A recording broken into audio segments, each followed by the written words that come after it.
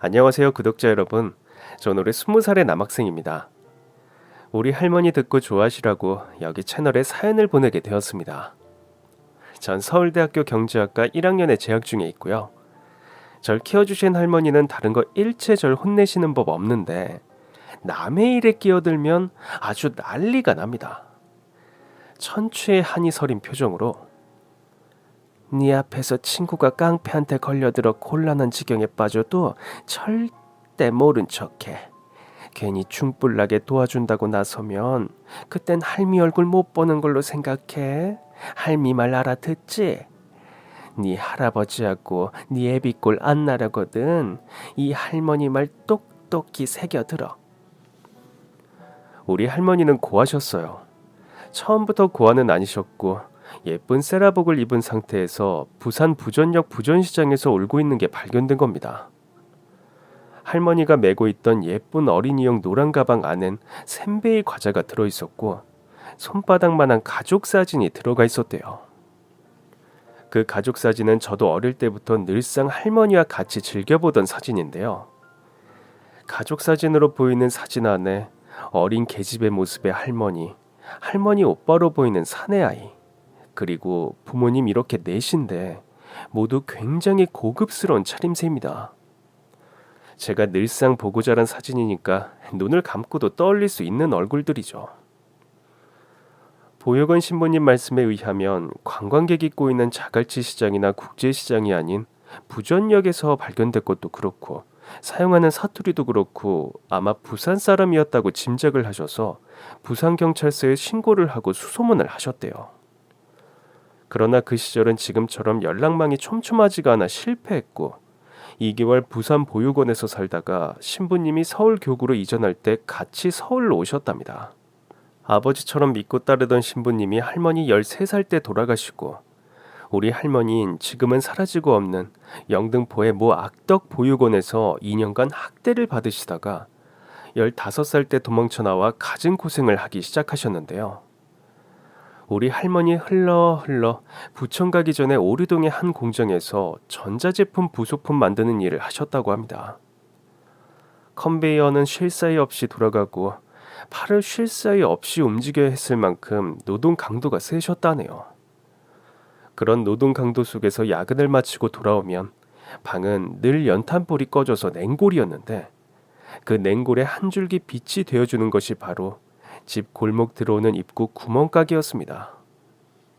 할머니의 굴곡진 운명이 시작된 구멍가게였죠.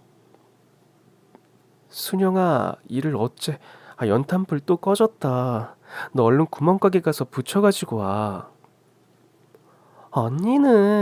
언니가 가야 빨리 해줘. 언니를 고등학생으로 보는 것 같단 말이야. 그러니까 언니가 갔다 와. 내가 쌀 씻어서 밥 안 치고 있을 테니까. 할머니와 한방에서 기거하는 순영이라는 공장 동생은 얼굴도 예쁘고 마음씨는 비단결인데 문제는 씀씀이가 너무 헛헛하고 여기저기 퍼주느라 할머니한테 잔소리를 많이 들으셨다고 하네요. 아무튼 그 구멍가게에선 밤늦게 돌아오는 공원들을 위해서 라면과 밥 한 공기 그리고 김치까지 해서 400원 주고 파셨고 구멍가게에 딸린 방엔 그 골목에 사는 공원들의 쉼터나 마찬가지였다고 합니다. 배고픈 어린 공원들이 집에 가는 길에 들려 라면을 사 먹고 방 연탄불이 꺼져 냉골이 된 방 때문에 발을 동동 구르는 공원들을 위해 늘 활짝 열린 공간이었으니까요. 바로 불붙은 연탄을 팔았던 겁니다. 우리 할머니가 당시 나이는 20대 초반인데 워낙에 못 먹고 자라고 키도 작아서 17살 정도로 착각하신 그 집 할머니와 그 집 아들은 늘 우리 할머니에게 먼저 연탄에 불을 붙여주셨대요. 연탄불 먼저 주시는 게 미안해서 자기 자신이 이미 성인이라고 밝히는 것도 우습고 그래서 아무 말 없이 늘 먼저 받아오시곤 하셨는데 뒤에 줄 선 젊은 총각들이 자기들이 먼저 왔다면서 궁시렁궁시렁 항의를 하면 내 맘이야. 우리 손녀 같아서 내가 먼저 주는 거라고. 에휴, 사내 자식들이 그거 추위 하나 못 참고 피리깽이 같은 계집애한테 먼저 연탄불 판다고 징징거리기나 하고. 자네들 군대 다녀온 거 맞아? 응? 그거 그 앞춤에 그 다리 사이에 달린 그거 그냥 창피하니까 가져다 떼버려. 막내 여동생 같은 아이 앞에서 아유 진짜 아유. 일찍 돌아가신 보육원 원장님에게만 받아본 따스함을 10여 년 만에 받아본 우리 할머니는 그 골목으로 이사간 첫 해부터 그렇게 구멍가게 집에 정을 들이신 겁니다. 구멍가게 할머니와 나이가 많은 그 집 아들에게요. 구멍가게 집 아들은 소아마비를 앓아서 다리를 저셨는데 어릴 때 동네 형들을 따라 뒷산에 밤 주우러 갔다가 불편한 다리로 발을 헛디뎌 산비탈에서 굴렀고 얼굴 오른뺨을 꼭 칼로 그은 것 같은 흉터가 생기셨다고 해요. 그러니 다리도 절고 얼굴에 흉터도 크게 있으니 누가 딸을 시집 보내려고 하겠나요? 집안 경제 사정이 좋은 것도 아니고 콧구멍만한 구멍가게로 두 모자 먹고 사는데요. 그래서 40 넘어서까지 장가를 못 가고 미장가했던 그분께 우리 할머니가 시집을 가신 거예요. 그 구멍가게 아들이 바로 우리 할아버지입니다. 우리 할아버지는 우리 할머니보다 18살이 많았는데 우리 할머니가 시집 가고 싶다고 졸랐대요. 우리 할아버지 인상만 무서웠지 마음은 비단결 같은 사람이고 양심이 바른 사람이라 마음을 달리 먹으라고 우리 할머니를 달래셨다고 합니다. 은자야, 내가 너하고 어떻게 결혼을 해? 얼굴에 이렇게 흉터가 있고 다리도 이렇게 절뚝이고 내가 아무리 총각이라지만 네 아버지 뻘이야.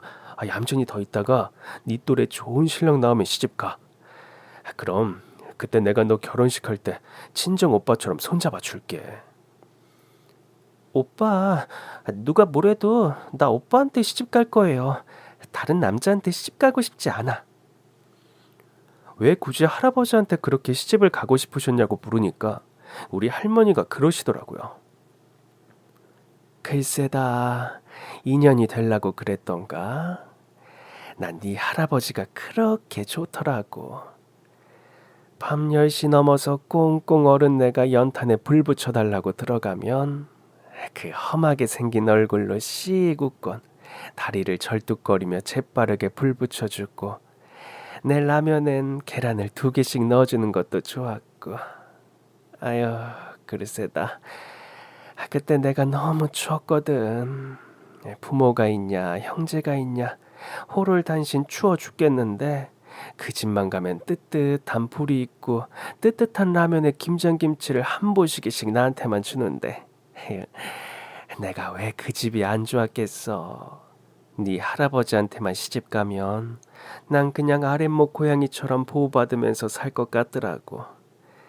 내가 뭐가 있냐 부모가 있냐 형제가 있냐. 가진 거라곤 30만 원짜리 탁자한방 보증금이 다인 사람인데. 전방 할머니, 그러니까 우리 증조 할머니는 늑다리 총각 귀신으로 만들 줄 알았던 자기 아들한테 호박이 넝굴채 굴러온 것도 아니고 22살 먹은 아가씨가 시집와 준다고 하니까 그냥 앉을 자리에 먼지 앉을까봐 그렇게 곱고 예쁘게 대하셨다네요. 드디어 우리 집안 핏줄 있게 생겼다고 하시면서요. 결혼 결정을 알리니까 한방에 기거하던 순영이가 제일 많이 기뻐해 주었는데요. 축하해 언니. 난 혼자 반값 낼 능력 안 돼서 총무감 이쓰김 언니가 사는 달방으로 옮길 거야. 그리고 언니, 이거 결혼 선물이야. 보석함 여기다가 언니가 가장 소중하게 생각하는 어릴 적 가족 사진 넣고 결혼 사진도 넣어.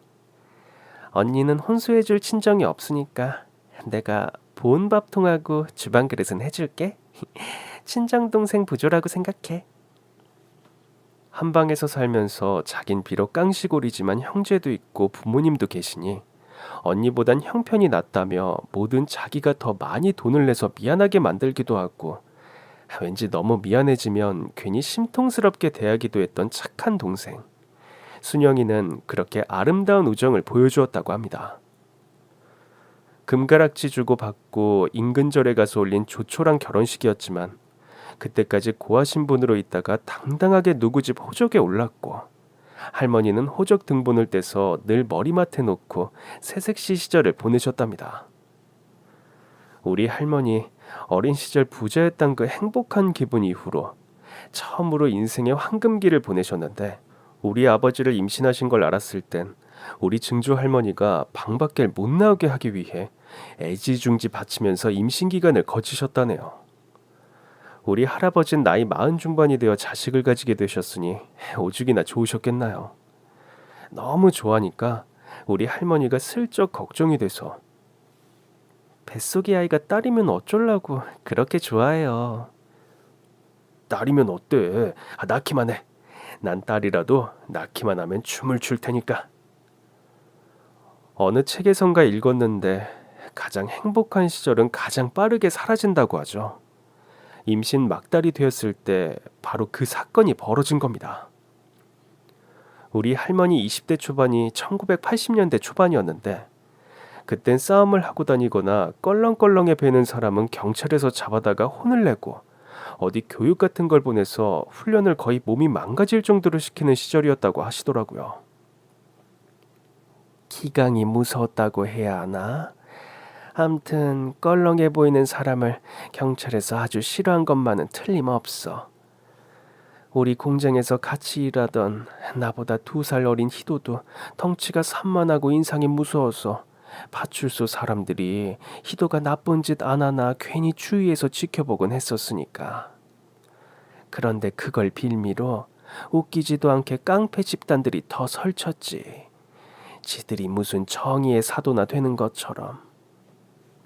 그날도 연탄불을 가지고 조금 옥신각신했는데 야간 고등학교 다니며 낮엔 일을 하는 17살, 16살 자매에게 연탄불을 먼저 빼주다가 싸움이 붙으셨대요. 상대는 떠돌이처럼 사는 왈패였는데 자기들 먼저 연탄불을 달라고 욕을 마구 하길래 남자로 태어나서 참 난자값도 못한다고 우리 할아버지가 한마디를 하셨는데 그걸 모욕이라고 받아들인 그 왈패가 할아버지에게 앙심을 품은 겁니다. 자기들 패거리 중에 누군가에게 이야기를 한 거겠죠. 그래서 그 다음날 새벽 우리 할머니가 연탄불을 갈러 나왔는데 장정들 여럿이 대문을 발로 차서 열어 젖히고 누구냐고 놀라서 서 있는 우리 할머니를 벽 쪽으로 밀어 내동댕이 치고 방 안에서 자고 계시던 우리 할아버지를 질질 끌고 마루로 나오셨대요.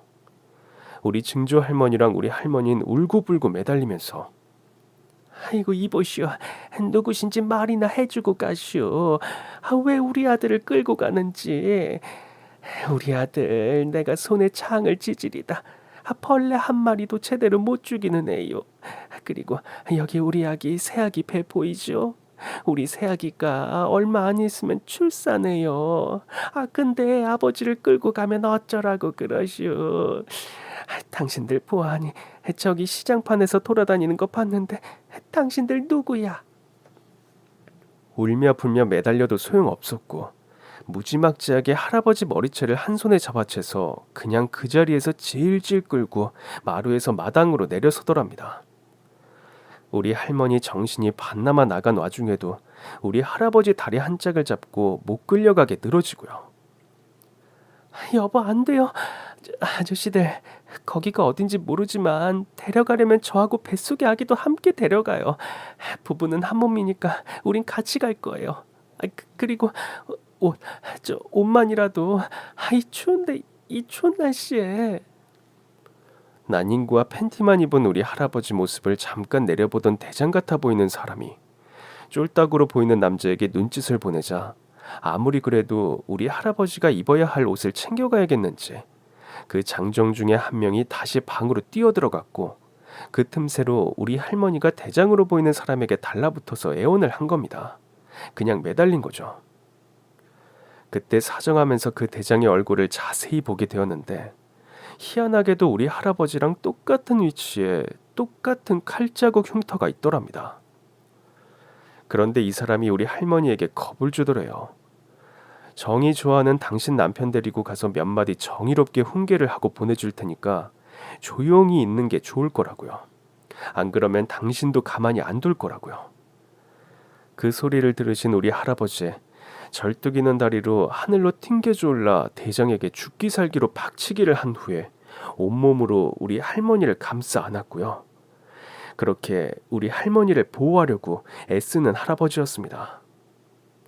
자정이 넘은 시간 머리채를 질질 끌고 가는 고요한 골목길에서 난리법석 그런 난리법석이 없게 소란이 날 때 이웃들은 경찰들이 또 흉악범을 잡아가는 줄 알고 벌벌 떨면서 각자 집에서 꼼짝도 못하고 내다보지도 않았답니다.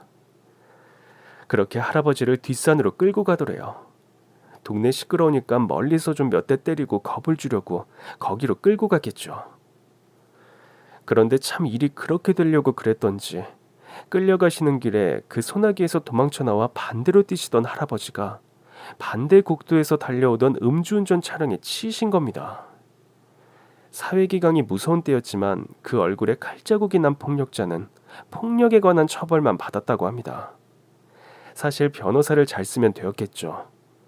법적으로 보면 음주운전 차량이 큰 범법을 한 거지. 이쪽은 서로 간에 싸움을 하다가 한쪽에서 도망을 치고 그 길에 사고를 당한 걸로 이야기가 정리될 수 있는 거니까요.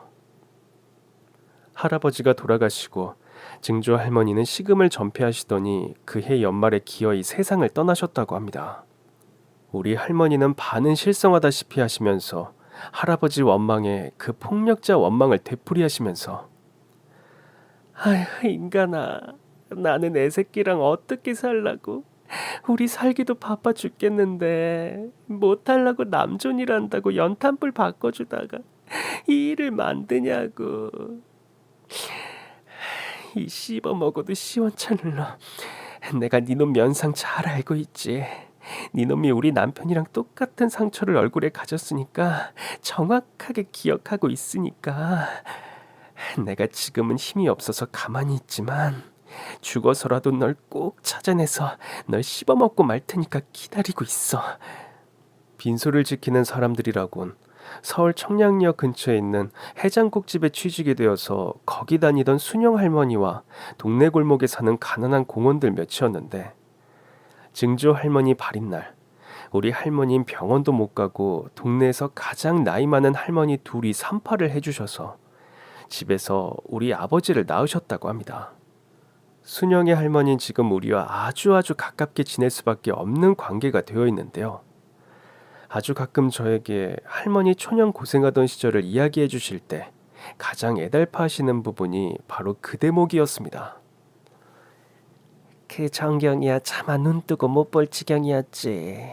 아휴, 내가 그날만 생각하면 애처로워서 남편 차에 치워주고 홀 시어머니 이제 발인해야 하는데 양수가 터져가지고 소리도 못 내지르고 울면서 아이를 낳는데 아유 참거 애참해서 아이를 물고 울면서 낳더라고. 그래도 네 애비가 태어날 때부터 효자라 그런가 힘들게 안 하고 빨리 낳아주었지. 그런데 아들이면 뭐 할 거야. 아들 낳았다고 좋아해줄 시어머니는 땅에 묻으려고 실려나갔고 아들 낳았다고 춤출 남편은 사고를 당해 떠났는데 아휴. 낳기만 하면 내는 춤을 출런다고 임신한 걸 알았을 때부터 싱글싱글해서 뺨 위로 칼자국같이 길게 상처가 난 얼굴을 찢어지게 웃으시던 할아버진 꿈결처럼 온데간데 없이 그때부터 우리 할머니 혼자 아버지를 기르셨습니다. 동네 입구 구멍가게를 하면서 모자가 살았으니까 그야말로 겨우겨우 먹고 살기만 했다고 하네요.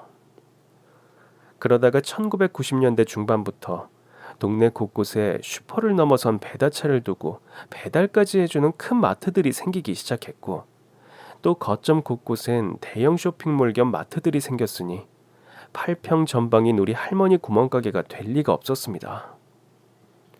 그때부터 우리 할머니는 주로 달동네를 전전하면서 시루떡하고 바람떡, 콩가루를 묻힌 쑥 인절미 이렇게 종류별로 집에서 만들어 머리에 이고 하루 온종일 도봇길을 다니셨던 겁니다.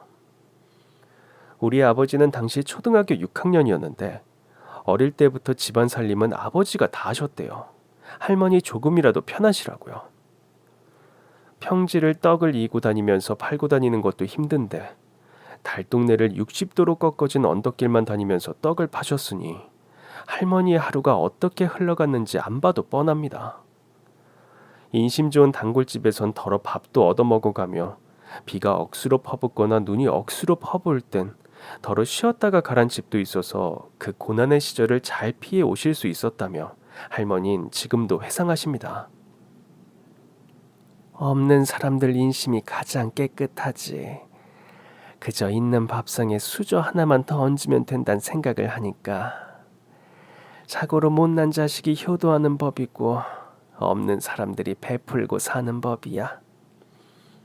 하루 벌어 하루 먹고 사시던 우리 할머니와 아버지의 고된 나날에 약간 희망이랄까 조금은 더 나은 단계로 올라설 계기는 엉뚱한 데서 생겼습니다.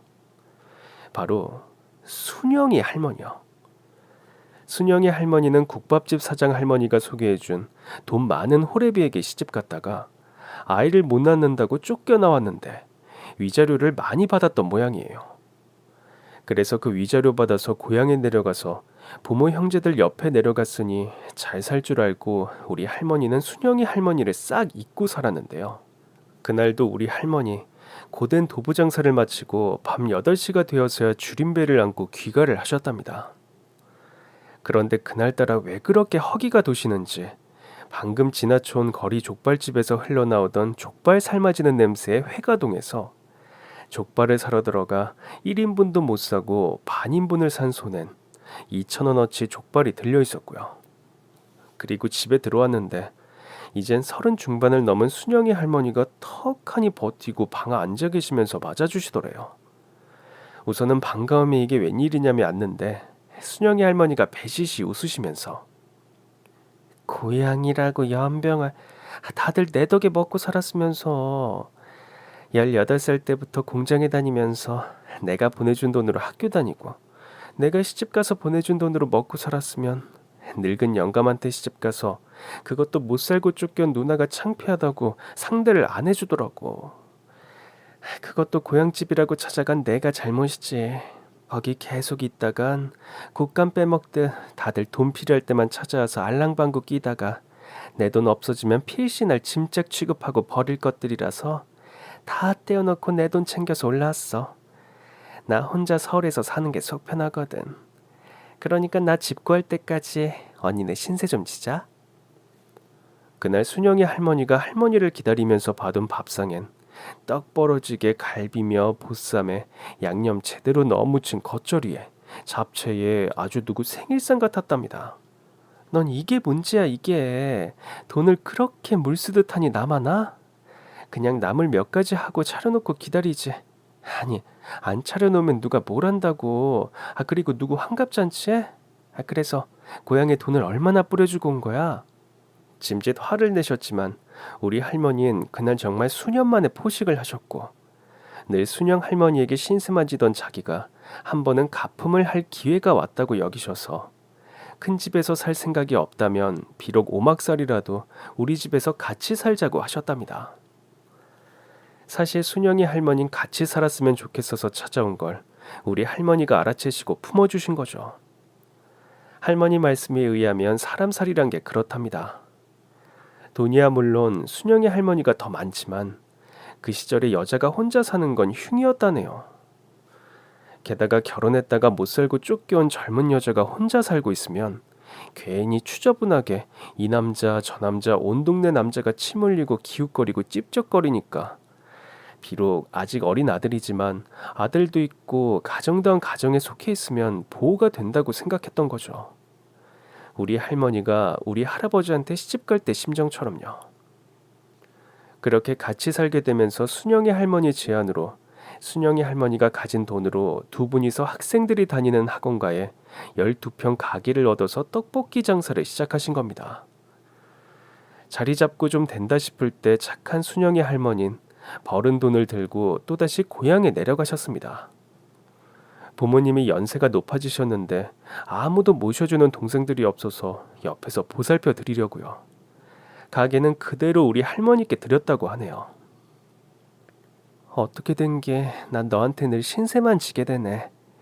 이 다음에라도 내가 꼭 갚을 날이 왔으면 좋겠는데. 우선 이 장사를 잘해 나가는 게 너한테 보답하는 걸 거야. 그치? 너무 고마워서 고맙단 말조차 못하겠다.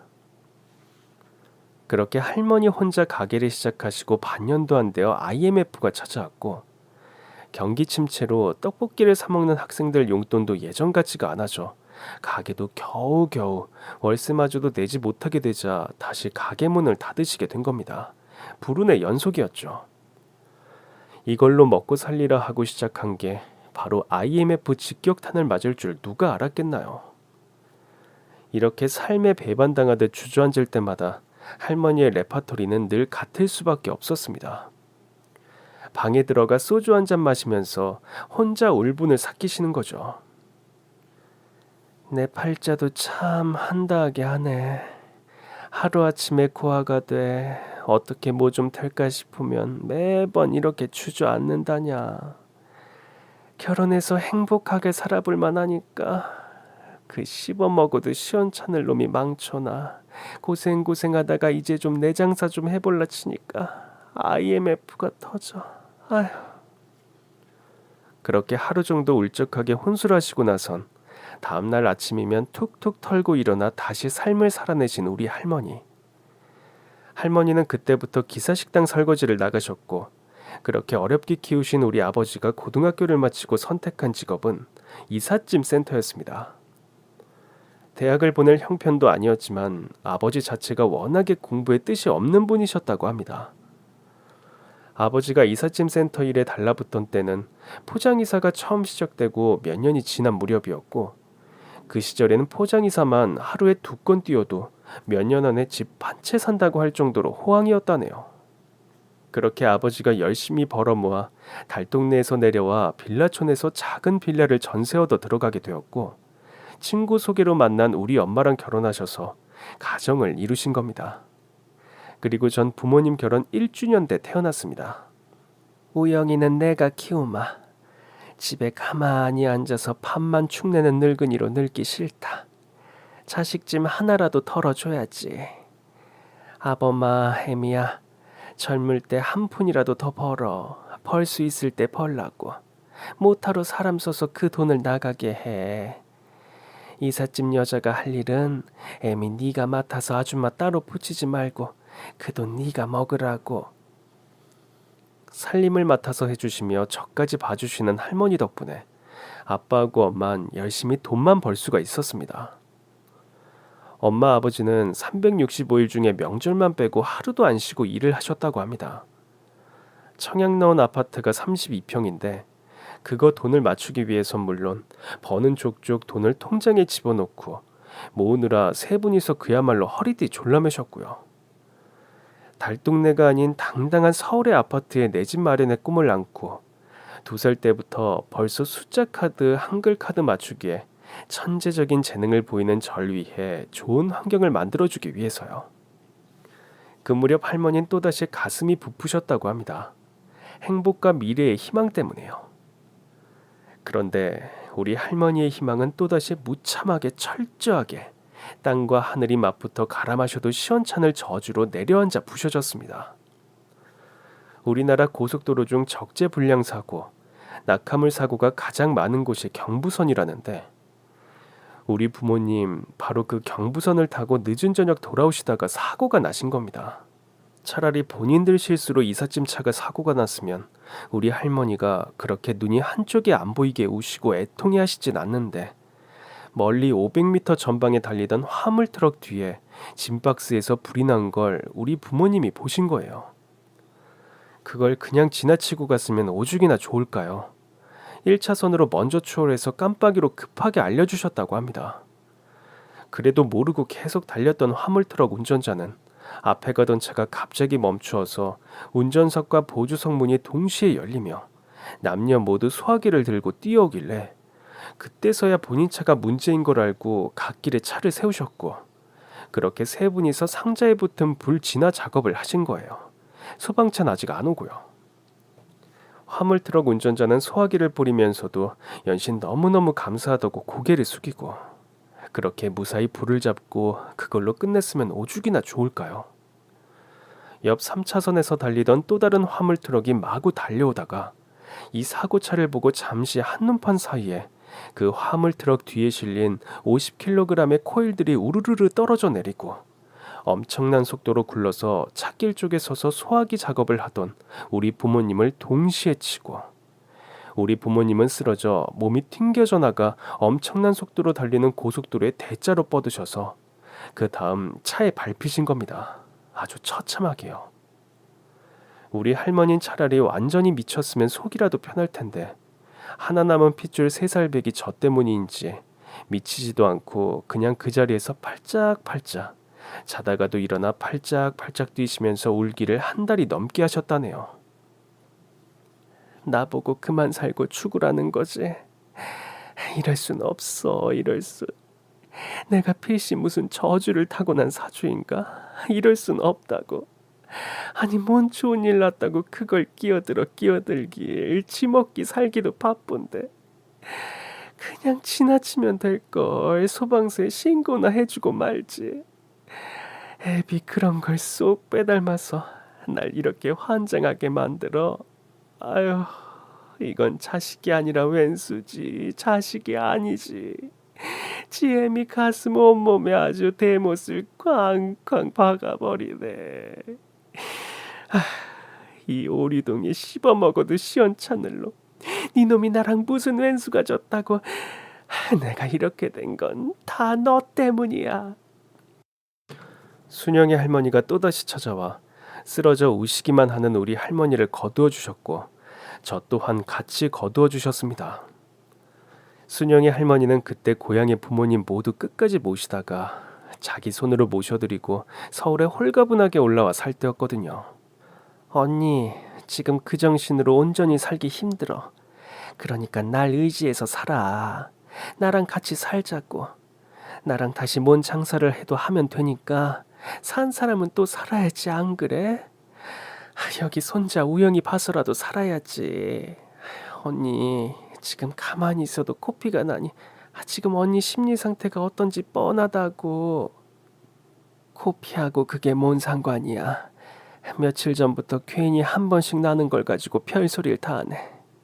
암튼 재수없는 나랑 살면 너까지 불행해져. IMF 때도 어땠어? 우리 이쯤에서 여기서 남남으로 각자 살자. 죽지 않고 살아있으면 언젠간 만나겠지. 그땐 내가 널 도와주고 거두어줄 수 있었으면 좋겠다, 진짜로. 맨날 말로만 이러는데 정말 그럴 수 있었으면 좋겠어. 이제 다시 같이 살자는 순영이 할머니의 간곡한 부탁을 뿌리치고 우리 할머니는 절 품고 부산으로 터를 옮기셨습니다. 우리 할머니의 인생이 처음 시작된 장소, 잃어버린 과거의 시작점이요. 할머니와 전 다 허물어져가는 빌라랄 수도 없는 12평 원룸 지하층에서 살았습니다. 제 어린 날을 돌아보라면 소름 끼치게 싫은 게 장마철이었습니다. 비만 오면 온몸이 다 물먹은 솜처럼 축축하게 젖었고 빨아서 제대로 마르지도 않은 축축한 옷을 입고 등교를 해야 했으니까요. 할머니가 다리미로 열심히 다림질을 하시고 드라이기, 선풍기로 말려도 축축했습니다. 그냥 하다못해 상위에 올라와 있는 오뎅볶음, 계란말이까지 축축했던 건 단순히 기분 때문이었을까요? 우리 할머니가 보육원 신부님께 발견된 게 부전시장이라고 하셨는데 우리 할머니는 바로 그 부전시장을 다니며 상점에서 나오는 펫박스를 줍는 걸 시작으로 그곳에 다시 뿌리를 내리기 시작하셨습니다. 나이가 들고 사방 둘러보아도 핏줄이라고는 없는데 행여나 할머니 잘못되시면 하나 남은 저를 어떻게 해야 하나 그 걱정이 되셔서 신락 같은 희망. 그냥 이곳에 있으면 왠지 서울보단 혹시나 어릴 때 잃어버린 핏줄을 찾을 희망이 더 생길 것 같아서 내려오신 거래요. 할머니는 종종 어린 절 붙잡고 다잡곤 하셨습니다. 우영아, 넌 공부만 하면 돼. 할머니가 무슨 짓을 해서든 너 중학교 공부, 고등학교 공부, 대학교 공부까지 다 시켜줄 테니까. 네가 얼른 자라서 할머니 살아있을 때 이 사진 속 할머니 부자 가족들을 찾아주면 좋겠다. 그러려면 훌륭하고 힘 있는 사람이 돼야 하는데 에휴, 그래야 너에게도 가족이 생긴다고. 할미야 뭘 어떻게 해보고 싶어도 찾을 방법을 알아야 말이지. 다시 한번 말하지만 넌 공부만 하면 돼. 행여나 네 할아버지나 아버지같이 남의 일에 나서지 말라고. 길을 가다가 누가 엎어져 있어도 내는 모르는 일이다 하고 그냥 지나쳐가서 공부만 하면 돼. 할머니 나름대로 찾으려는 시도를 왜 안 해보았겠나요? 부산에 오자마자 사진을 들고 지역 경찰서에 가봐도 아무 정보도 없이 50년도 훨씬 전의 일을 사진관 이름도 안 적히고 사진 한 장만으로 사람을 찾을 수가 없을 거라고 하고 방송 TV 같은 프로에 사연을 보내봐도 우선 차림새가 너무 훌륭하니까 그게 시청자들에게 반응이 좋게 안 나올 거라 가난해 보이는 사람들의 이야기가 더 사람들 심금을 울린다고 사연 소개에서 탈락되길 내리 2번 하니까 그것도 포기가 되시더랍니다.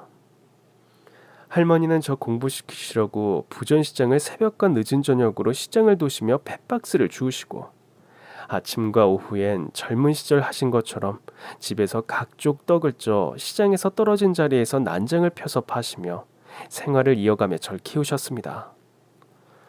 나이 7순이 다 된 분이 얼마나 고되었으면 늘 코피를 달고 사셨고 늘 입안에 염증이 돋곤 하셨습니다.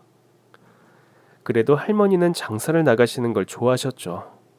전 축축하게 젓는 게 미치게 싫어서 비를 싫어했지만 할머니는 돈을 못 번다고 비를 싫어하셨으니까요.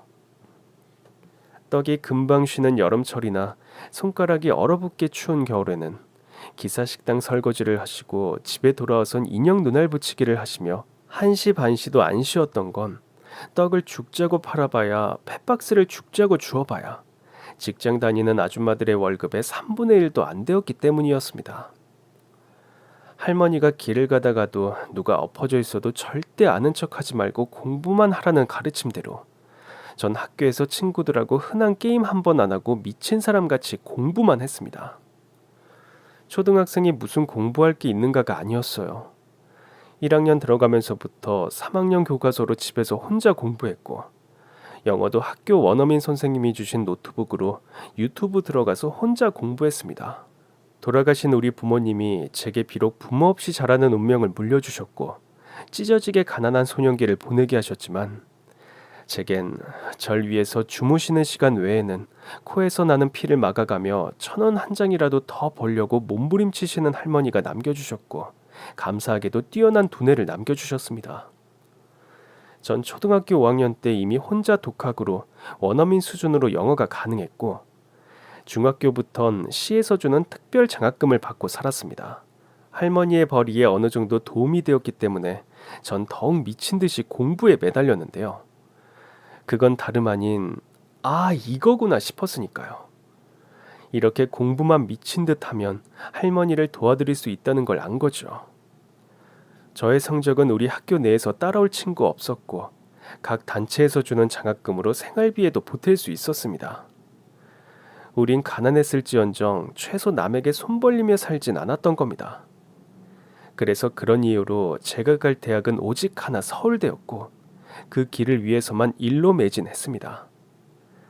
남들 버는 돈의 반도 못 버는 돈을 버시려고 주무시는 시간까지 쪼개시며 사시는 할머니께 기쁨의 영광을 안겨드리고 싶었으니까요. 다른 집 자식들은 공부할 때 부모가 거실에서 TV도 못 켠다는데 단칸 원룸에서 할머니랑 둘이 먹고 자고 하면서도 할머니가 무슨 소리를 내건 이마 째푸리지 않고 책상 앞에 앉아 공부에 빠져들어 밥 먹으라는 소리도 못 들은 제 모습이 세상에서 가장 보기 좋은 그림이라고 하시던 할머니를 향해 전 늘 2마디로만 대답했습니다. 할머니, 조금만 더 고생해 주세요. 고생하신 거 최소한 후회는 안 하시게 해드릴게요. 서울대 사회과학대학 경제학과 수석 합격을 알았던 날은 할머니가 코피를 한 바가지 쏟던 날이었습니다. 코피를 쏟으시는 와중에도 절 붙잡고 우시던 할머니. 내가 이 날을 보려고 70년 가까이 그 좌절을 겪으며 살아온 것 같다. 혼자 부전시장에 있던 내가 말이다. 아휴, 서울대 수석 합격생 손주를 보려고. 아휴. 그러나 할머니는 할머니 말씀대로 무슨 저주가 쓰이셨는지 인생 최고의 순간에 다시 한번 더 절망의 구렁텅이로 빠지셨습니다. 코피를 무려 대야로 반밖에 쓰나 쏟으시더니 쓰러지셨으니까요. 119에 실려서 종합병원에 갔고 만 하루 만에 검사 끝에 의사는 이 고통을 어떻게 참으셨냐는 말씀과 함께 두경부암이라는 진단을 내리셨습니다. 입안에 생기는 염증과 코피는 과로 때문이 아닌 목과 뇌에 생기는 암, 즉 두경부암의 시작이었고 두경부암의 특성상 식도와 간에까지 전이가 된 상태였습니다. 할머니가 실비보험 같은 걸 들었을 리 만무합니다. 아들과 며느리를 동시에 잃었을 때 시작된 코피가 몇 년에 한 번씩 간헐적으로 났으니까 그냥 과로로 인한 코피인 줄 아신 겁니다. 사실 그땐 스트레스와 과로가 겹쳤을 겁니다. 그런데 최근 몇 년 사이에 반복적으로 코피가 나셨고 입안의 염증도 단순 과로로만 알았는데 그게 아니었다는 걸 너무 뒤늦게 한 것을 이제야 뼈저리게 후회해봤자 무슨 소용일까요? 단지 공부 하나 잘하는 게 효도라고 생각했던 전교 1등이라는 자부심까지 쓰레기통으로 직행해야 하는 현실을 마주해야 했습니다. 그나저나 전 공부를 했던 사람이었고 이런 문제는 울고 짜고 하는 것보단 수습책이 먼저라는 걸 고등학교에서 늘 교육받았기 때문에 솔직히 전 할머니의 안위보단 병원비와 수술비부터 머리에 떠오르더군요. 제 머리로 최대한 계획을 짜서 움직였습니다. 우는 건 나중이라도 얼마든지 하면 되는 거였으니까요. 요즘은 전세가 귀합니다. 1억 1천 전세부터 뺐습니다. 할머니를 간병인에게 맡기고 전 서울에 있는 5천만 원에 30만 원 하는 12평 빌라를 구했고 다시 부산으로 내려와 할머니를 서울대학병원 이비인후과에서 수술을 받게 옮겼습니다. 두경부와 식도와 간을 동시에 수술할 수 있는 병원으로요. 그 기나긴 처절한 시간들, 전 앞뒤 보지 않고 공부만 파던 그 기세로 알바부터 시작했습니다. 우리 아버지가 하시던 이삿짐이 아무 경력도 없는 고등학교도 채 졸업하기 전에 제가 할 수 있는 가장 큰 돈벌이였고 전 이삿짐을 하면서 할머니의 계속되는 수술비를 부담해 나갔습니다. 전세 빼고 남은 돈 6천만 원에서 큰 돈은 쓰고요. 식도의 암을 2번 수술로 나누어 제거할 때 울었습니다. 할머니가 안타까워서 울었냐고요? 아니요, 무서워서요. 할머니의 저주스러운 운명이 제게도 끼칠까봐 무서웠습니다. 이래서 자손은 키워놔봐야 소용없단 말을 하는 걸까요? 코로나 때문에 간병인이 정해지면 보호자도 면회가 불가능한 요즘 병원 시스템. 그런 우울한 생각에 빠진 상태로 간병인님이 요구하는 할머니께 필요한 물건들을 사다가 병원에 넣어주고 병원 앞에 있는 편의점에서 저녁으로 먹을 삼각김밥 2개를 사들고 신호등을 건너려고 서 있다가 전 오토바이에 치일 뻔한 노인 한 분을 구해드렸습니다. 정말 순간적이었네요. 배달 오토바이인데 이어폰으로 통화를 하면서 운전을 하는지 순간 딴 데를 보는 것 같더니 할아버지를 칠 뻔하더라고요. 얼른 할아버지를 밀쳐내는 순간 제 머릿속엔 한 가지 생각만 떠올랐습니다. 누가 길에서 엎어져 있어도 절대 아는 척 하지 마. 네 갈 길만 가. 네 할아버지랑 아버지짱 안 나고 싶으면. 순간 전 아차 싶더군요. 이렇게 제 인생도 나락으로 가는구나 싶어서요. 그런데 하늘의 도우심인지 제가 튕겨져 나간 길은 마침 보도블록 공사로 쌓아놓은 석회가루 위였고 무릎에 타박상만 입게 되었습니다. 자신을 위해 대신 쓰러져 준 절 향해 땅에다가 고개를 박듯이 연거푸 인사를 하시는 할아버지는 다시 보니 굉장히 고급스러운 옷차림이더군요. 아유, 생명의 은인님, 젊은인, 내 생명의 은인이십니다. 그렇게 절 향해 연거푸 천배만배 절을 올릴 것 같은 그 할아버지 앞으로 벤츠가 와서 섰고 할아버지의 기사인 듯한 사람이 태우는 대로 부축을 받으며 전 병원 응급실로 옮겨졌네요. 제 느낌대로 가벼운 타박상만 있었는데 이 할아버지가 굳이 절 고급 식당으로 데려가더군요. 살해를 하고 싶은데 경황이 없어 머릿속에서 아무 생각도 안 나니 식사라도 우선 대접해야겠다고요. 거기서 이런저런 대화를 주고받다가 제가 서울대 경제학과 수석 입학생이고 알바로 이삿짐 센터를 다닌다고 하니까 마주 앉아있던 할아버지 활짝 웃으시더군요. 아이고 그래요. 잘 됐네. 우리 집 이번 주 주말에 이사해요. 안 그래도 보장이사 알아보려고 했는데 우리 집 이사 좀 해줘요. 그리고 이거 공부한다는 학생이니까 서울대 수석 합격생이라니까 내 손자 갖고 기특하고 영광이라서 주는 용돈이라고 생각해요. 아이고 이 청년복에 당연히 이사하는 수고비는 당연히 따로 드리지 이 사람아.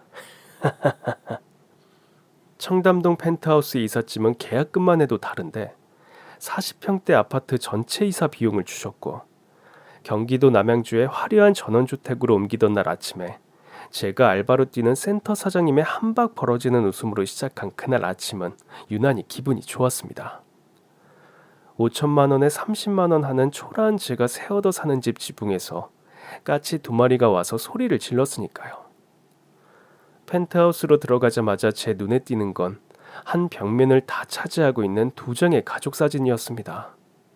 그런데 한 장은 우리 할머니 지갑 안쪽에 있는 그 가족 사진과 똑같은 사진이고, 다른 한 장은 할아버지와 자손들이 찍은 사진이었습니다. 네, 그 할아버지는 우리 할머니의 잃어버린 단 하나 오빠였던 겁니다. 전 엄청난 확신과 설레임을 가지고 떨리는 목소리로 물었습니다. 할아버지, 혹시 어릴 때 잃어버린 여동생 있으세요? 제 눈이 벽에 붙은 사진에서 안 떨어지는 걸 보신 할아버지도 사색이 되시더니 물으시더군요. 자네 누구야? 누군데 나한테 잃어버린 여동생이 있는 걸 알고 있는 거지? 할아버지, 이 핸드폰 좀 보세요. 지금 병원에 계시다는 저희 할머니 쓰러지기 전 저하고 셀카 찍은 사진인데 알아보시겠어요? 폰을 보여드렸더니 할아버지가 대성통곡을 하시더군요. 20년 전에 돌아가신 우리 엄마랑 판박이야. 똑같아. 아휴, 엄마가 살아 돌아오신 줄 알았네. 할머니 집안은 사업을 하시는 집안으로 부산에서 사시다가 서울로 옮기신 지 2년 되었을 때 식구 다 같이 부산에 다시 놀러 갔다가 원체 토박이로 살 때부터 다니던 부전시장에서 우리 할머니를 잃으셨는데, 주소지가 서울로 되어 있으니 계속 서로 간에 엇갈리셨는지 어쨌는지 그건 모릅니다. 아무튼 할머니 부모님 쪽에서도 엄청나게 찾으려고 노력하셨고, 보육원에 맡겨진 지 2개월 만에 할머니도 신부님 따라 서울로 올라오셨으니 영영 서로 간에 초점이 갈리게 되었던 것 같습니다. 할아버진 대학병원 이비인후과 과장으로 근무하는 사이와 점심을 먹고 돌아가시는 길에서 절 만나신 거고, 그렇게 우리 가족은 우연하게 만나게 된 거였죠. 우리 할머니는 조카의 남편에게 최고의 예우를 받으며 두강암과 식도 2차 수술과 간 수술을 특실과 중환자실을 오르내리며 받았고, 퇴원은 할아버지가 홀로 사시는 남양주 전원주택으로 했습니다. 우리는 5천만 원에 30만 원 하는 12평 빌라에서 대리석이 깔린 대전원주택으로 들어온 겁니다. 들어올 때 간병인으로 순영이 할머니를 데리고 들어갔습니다. 얼마 남지도 않은 재산, 고향의 동생들 입에 또다시 주책 없이 다 털어넣어주고, 그 예쁜 얼굴이 무색해 식당 설거지하고 계시는 순영이 할머니를요. 다 같이 산 지 4개월 만에 우리 할머니의 적극적인 연결로 순영이 할머니와 우리 외삼촌 할아버지와는 연애를 시작하셨고, 연애하신 지 3개월 만에 두 분은 가족 모두 보는 앞에서 조촐하지만 정식 결혼식을 치루었습니다. 오라버니, 좋으면 대시해요. 뭘 못해. 내가 몇 번을 이야기했어요. 순영이 걔 내가 20살 때부터 보내야. 얼굴 예쁜 거 못지않게 심성 고운 거 내가 보장해. 나 순영이 은혜 입은 거 말도 못한다고 이야기했죠. 인간 하나는 어디 중전마마 뽑는데 내보내도 안 뒤져. 천사가 따로 없어요. 게다가 오빠 순영이한테 마음 있잖아요. 신부 뭐 학벌 그런 게 뭐가 중요해요. 나 우리 집 사업가 부잣집에서 태어났어도 한평생을 중산층도 못하게 하류층으로 살아온 거 봐봐. 그거 아무것도 아니에요. 뭐? 아유, 연애만 한다고? 그거 사랑하는 여자한테 할 짓 못되지. 참 이제야 상봉한 오빠에게 할 소리 아니지만, 오빠, 남자가 여자를 사랑하는 건 금전으로 보여줘야 해요. 보장을 해주란 말이에요. 말만 사랑한다고 하지 말고. 순영아, 내가 뭘 했어? 한 번은 너한테 은혜를 갚고 싶다고 했지? 사별한 전처 자식들 있더라도 후처라도 정식 혼인을 해야 나중에라도 재산권이 생겨. 호적에 오른 이상 아무도 널 우습게 못 여긴다고. 사실 아무리 그리웠던 형제간이라도 배우자가 생기면 서로 어색한 법입니다. 제가 학교도 다녀야 하고 할머니가 병원도 가까워야 하고 해서 할머니와 전 할아버지가 구해준 서울 강남의 초호화 아파트로 옮겼습니다. 주로 프리미엄 아울렛 간의 합병이나 프리미엄 아울렛에 투자를 하는 방식으로 사업을 이어가시던 재력이야 남부럽지 않은 할아버진 뒤늦게 만난 금쪽 같은 여동생에게 아낌없이 다해주었습니다. 간병인 3명의 도움을 받아서인지 아니면 평생 그리워하던 가족을 만난 힘인지 아니면 할아버지가 보양식이라는 보양식은 상어 지느러미부터 안 해오는 게 없이 해오셔서 그런지 우리 할머니는 그 연세에도 3가지 암 수술을 모두 잘 견뎌내시고 계십니다. 이렇게 해피엔딩으로 그대로 끝나면 오죽이나 좋을까요? 그런데 최근에 할머니에게 충격적인 일이 또 일어났습니다. 할아버지는 전원주택 자랑도 할 겸 사업 파트너들을 주로 집으로 초대해 음식을 대접하는 걸 즐기시는 분이었는데 할아버지가 최근에 투자하기로 한 모 지역에 새로 생기는 대규모 프리미엄 아울렛의 건물주를 집으로 초대하셨나 보더라고요. 그날 저녁 숨이 넘어가게 순영이 할머니의 전화가 온 겁니다. 언니, 아니 아가씨, 아니 고모, 언니 형부 끌고 갔던 그 깡패가 형부랑 똑같은 부위에 얼굴 상처가 있다고 했죠. 분명히 키는 땅따라고 작다고 했죠. 언니, 이번에 프리미엄 아울렛 건물주 내가 사진 보내줄게. 우리 집 정원에서 2시간 전에 식사하며 찍은 셀카야. 언니 빨리 확인해봐. 할머니는 그 사진을 보고 입술을 부르르 떠시더니 뒤로 넘어가시려고 하시더군요. 맞았습니다. 그 프리미엄 아울렛 건물주는 우리 할아버지를 뒷산으로 끌고 간 우리 할머니가 씹어먹어도 시원찮을 놈이었습니다. 아무래도 생긴 게 심상치 않고 흉터자국도 그래서 미심쩍어 하는데 식사를 하시면서 오리동에서 청춘 한 대를 보냈다고 하시면서 거기에도 프리미엄 아울렛 들어서면 잘 될 거라는 그런 객적은 사소한 농담을 주고받는 걸 들으신 순영 할머니는 감을 잡고 우리 할머니께 연락을 하신 거죠. 숨 넘어가게 놀라고 흥분한 할머니의 전화를 받고 그 다음날 아침에 달려오신 외삼촌 할아버지는 그 길로 그 아울렛에 투자한 금액을 한꺼번에 모두 거두어들였고 우리 할머니의 철천지 한평생 원수였던 그 깡패 출신 사업가는 하루아침에 파산했습니다. 가장 큰 투자자가 이유 불문하고 돈을 거두어들이는데 긴 설명은 필요 없었습니다. 그 많은 돈으로 뭐 하나요? 최고의 변호사를 기용하면 되는걸요. 그 과정 중에 변호사가 50년도 전에 오리동에 있었던 사건을 이야기했고 어제까지 할머니 보낸 그 깡패 출신 사업가, 그러니까 하루아침에 사업이 철저하게 망해서 정신이 획 돌아버린 깡패의 저주의 언어들이 정신없이 문자 메시지로 도착하더군요. 우리 할머니는 오늘 오후에 변호사의 방문을 받았습니다. 현재 협박미수와 특수협박에 대한 소송과 과거 것을 소환해서 협박미수에 의한 사고 경위에 대한 소송을 걸 준비를 하시나 보더라고요. 이건 형사법이니까 돈으로도 못 막습니다. 물론 가진 돈도 없겠지만요. 할머니는 요즘 암수술한 분 같지가 않으시게 기운이 펄펄 하십니다. 풍족한 돈을 배경으로 깔고 철저하게 싸워 이겨야 할 상대가 생겼고 그래서 그게 오히려 삶의 에너지가 되는 것 같습니다. 그럼 지금까지 제 긴 사연 들어주셔서 정말 감사합니다. 오늘도 행복한 하루 되세요.